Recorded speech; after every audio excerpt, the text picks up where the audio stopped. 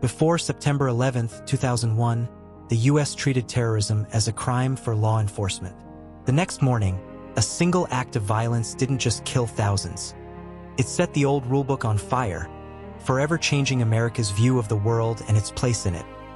To grasp the change, remember the world before September 11th. The Cold War was over, and the U.S. was the world's lone superpower.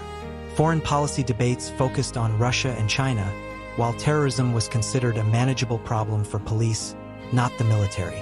That belief was about to be shattered.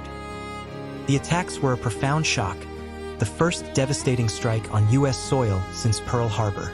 Crucially, Washington didn't see it as a crime, but an act of war.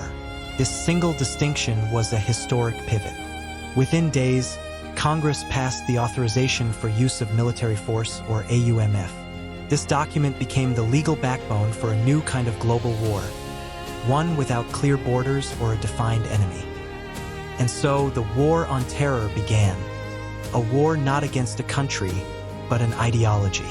The first front was Afghanistan, where a US-led coalition quickly overthrew the Taliban for sheltering al-Qaeda. This conflict was guided by the new Bush Doctrine, which held that America would not distinguish between terrorists and the nations that harbor them. It also introduced the concept of preemptive war, the right to strike first. This doctrine was tested with the 2003 invasion of Iraq. At home, the attacks led to the creation of the Department of Homeland Security, merging 22 federal agencies to protect the American homeland. The legacy of these decisions is complex and ongoing. We explore the human and financial costs in another video. So subscribe and hit the notification bell to keep exploring the moments that define our modern world. 9/11 didn't just alter America's perception of threats, it rewired it, shifting focus to a global fight against non-state actors. 2 decades later, the wars in Afghanistan and Iraq are over, but their consequences remain.